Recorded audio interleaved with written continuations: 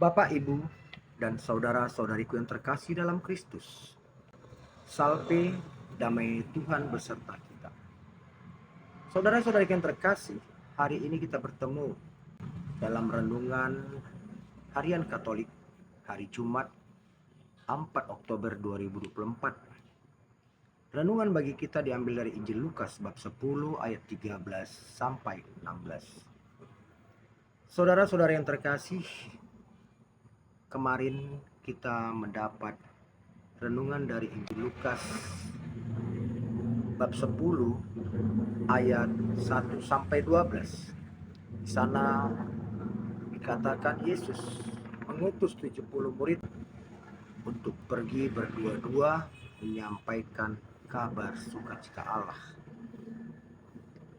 Dari misi Yesus mengutus 70 murid ini adalah bentuk kasih sayang Tuhan kepada dunia ini. Dalam Injil hari ini, Yesus mengutuk Khorazim dan Betsaida.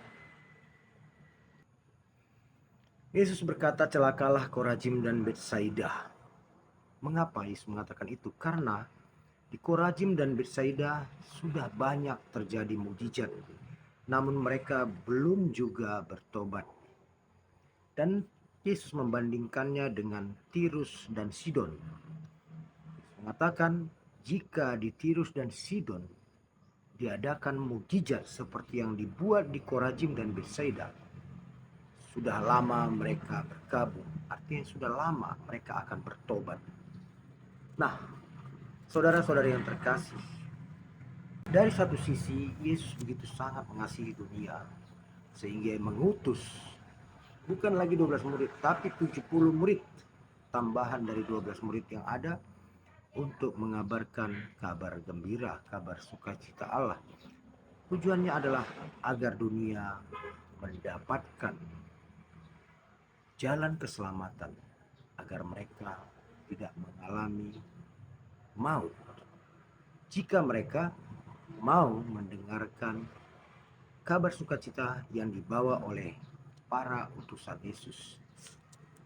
Dan Yesus mengatakan, barang siapa menolak kamu, ia menolak aku. Dan barang siapa menolak aku, ia juga menolak yang mengutus aku. Nah, saudara-saudari yang terkasih, Yesus ingin agar kabar keselamatan itu sampai ke seluruh dunia. Jangan sampai ada satupun di dunia ini yang tidak tersentuh oleh kabar keselamatan itu. Namun ada saja yang tidak mau menerima, bahkan menolak. Karena itulah Yesus mengatakan, celakalah. Apakah hanya Khorazim dan Betsaida? Mungkin ada kota-kota lain yang juga akan bernasib sama seperti Khorazim dan Betsaida, yaitu yang menolak utusan-utusan Allah. Nah, saudara-saudari yang terkasih dalam Kristus, pada hari ini kita juga merayakan pesta salah satu santo yang sangat dihormati dalam Gereja Katolik Roma, yaitu Santo Fransiskus Assisi. Santo Fransiskus Assisi ini adalah seorang biarawan yang telah mendirikan ordo-ordo Fransiskan, ordo Klaris, dan ordo ketiga awam. Dia ini adalah seorang yang sangat mencintai alam, mencintai dunia, menyayangi hewan. Bahkan hewan dianggapnya adalah saudara. Inilah kedekatan Santo Fransiskus terhadap dunia. Bagaimana ia mengimani sabda Allah.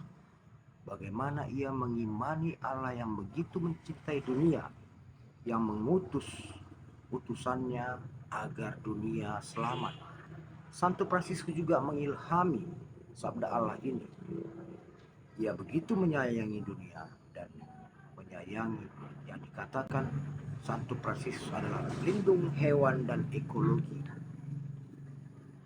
Dan dari ordo yang ia dirikan, sekarang telah begitu banyak tumbuh panggilan-panggilan dari biarawan-biarawati yang ingin menjadi utusan Kristus, menyampaikan sabda Allah ke seluruh dunia.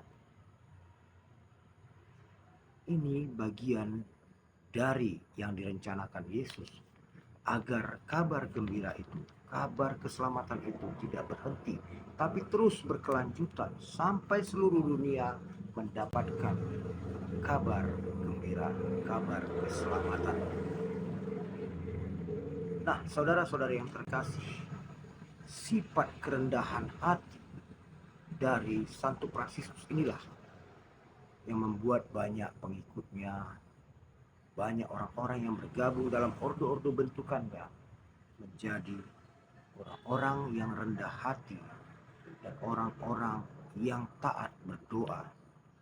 Bahkan teladan Santo Fransiskus inilah yang menjadi salah satu teladan yang diikuti oleh Paus kita sekarang, Paus Fransiskus. Paus kita sekarang adalah Paus pertama yang menggunakan nama Fransiskus sebagai nama pausnya, sehingga ia disebut Paus Fransiskus yang pertama. Dan kita dapat melihat bagaimana sifat kerendahan hati, kasih sayang yang ditunjukkan oleh Paus Fransiskus kepada dunia. Ia begitu merangkul setiap insan, setiap umat. Ia memeluk, menyayangi semua manusia. Ini adalah wujud dari inspirasi akan kasih Yesus. Bagaimana Yesus mengutus 70 muridnya ke seluruh dunia, ke seluruh kota, agar semua mendapatkan kabar keselamatan. Inilah yang menginspirasi Santo Fransiskus dan menginspirasi Paus kita sekarang, Paus Fransiskus, sehingga mereka menjadi pribadi-pribadi yang penuh kerendahan hati dan penuh cinta kepada segala makhluk.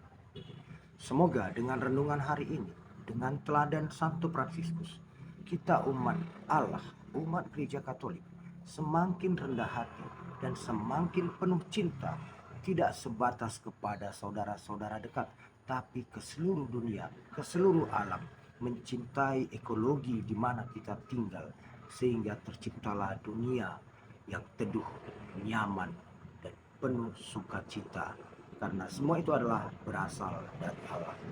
Amin. Tuhan memberkati.